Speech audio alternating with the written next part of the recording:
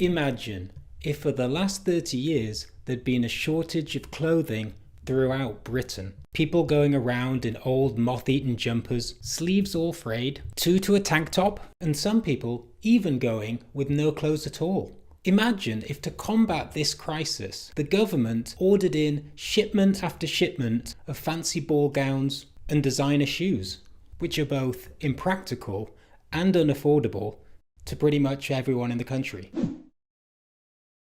That would be pretty ridiculous, right? You got all these people walking around with no clothes, and then you've got all these stores stocked full of designer outfits that no one can afford or even wants. This is a metaphor for the housing crisis, by the way. So as I'm sure you've noticed, all over the country, and especially in London, just about every day now, you see these new tower blocks going up. Tower after tower after tower. And yet despite all these new homes being built, rents continue to rise and tenants continue to be crammed into smaller and smaller spaces. Cupboards are turned into bathrooms, bathrooms are turned into bedrooms, and bedrooms are turned into 2 bedrooms. Because nearly all of these new builds, that are rarely designed with families in mind, are incredibly expensive. Or in other words, the market rate, which is unaffordable to most people who don't already own property. And so all of these new towers do nothing but perpetuate the crisis.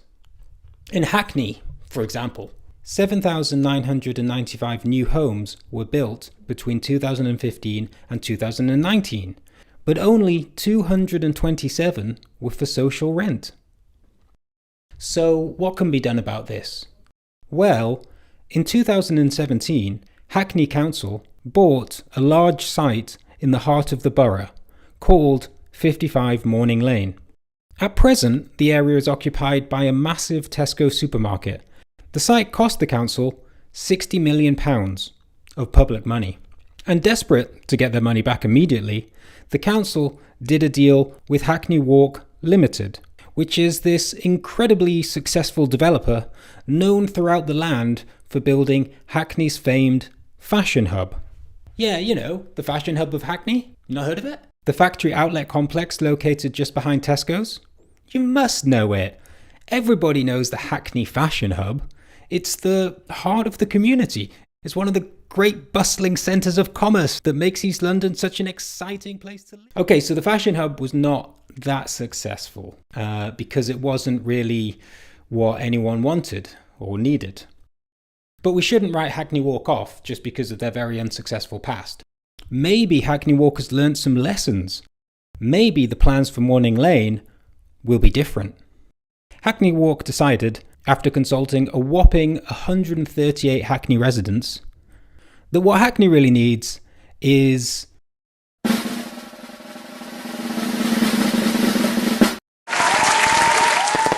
yet more swanky new tower blocks with a small amount of affordable housing. And something called commercial space for makers, whatever that is. Specifically, Hackney Walk put forward a plan for 500 new flats in buildings up to 19 stories high and refused to state how much of it would be social rent. Presumably, they'll go with the legal bare minimum, which is none.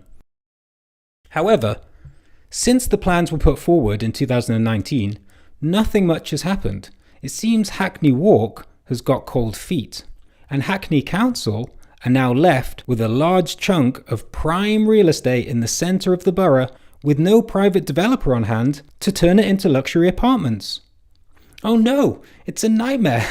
Maybe Hackney Council will actually have to build their own thing. Maybe they'll actually have to put something useful there. In early 2020, a number of local activists set up Morning Lane People's Space Campaign, or MOPS. Consulting 1,262 more people than Hackney Walk did, MOPS found that people didn't want luxury flats in the middle of Hackney. Unsurprisingly, they wanted social housing to be built, with their second priority being accessible and affordable shopping, like a big Tesco. I think what they're trying to do now is to squeeze everyone into one place, and I think it is really bad for Hackney. Hackney don't need that. We need this Tesco. We need it as it is. I just want to say we don't want the Tesco's at Morning Lane to be shut. We don't want a smaller one, and we've got enough flats as it is. I think it's disgusting. I think it's social cleansing. They're pricing people out of the area. I have to pay for parking everywhere, you know, and I'm nearly 60. I can't really walk that much as well now. So it's an ideal place already outside this Tesco. I'd like it to remain as it is.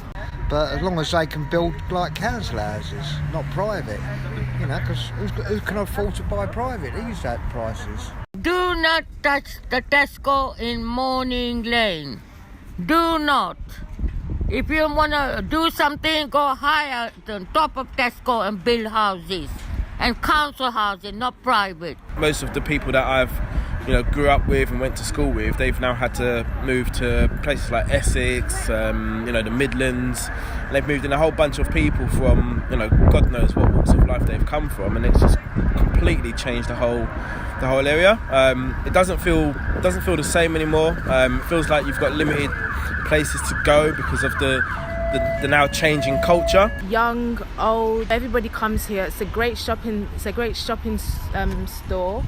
I don't see why we should get rid of it. Just down the road, there's new private housing that's extremely expensive. And someone like myself who's lived here more or less all her life, I can't actually afford to live in a private accommodation. So getting rid of this local Tesco is not going to be beneficial to the local residents. I think what we need in Hackney, in the centre of Hackney, is not more private housing. I think we need, unless it's very low cost, maybe some more social housing, definitely a youth club, more services for young people.